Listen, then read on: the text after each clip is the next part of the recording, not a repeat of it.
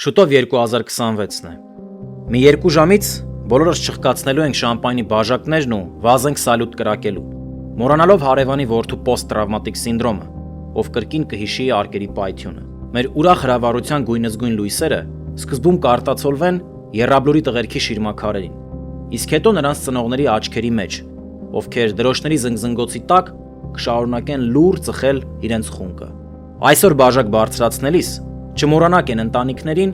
ում տան լույսը 5 տարի առաջ մարեց, որպեսզի մերը մինչ օրս վառ մնա։ Առանձին բաժակ էլ բարձրացրեք Խուստուփի արծվի, սպարապետ Գարեգին Նժդեի համար,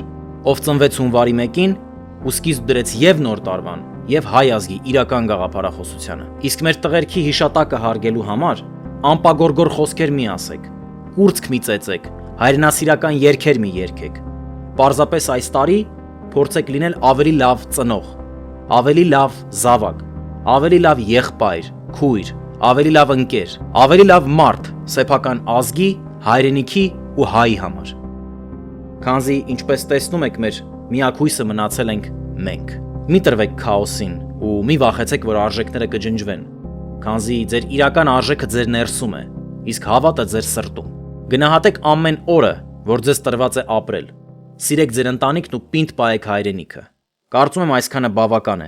լավ մարդ եւ լավ հայ լինելու համար։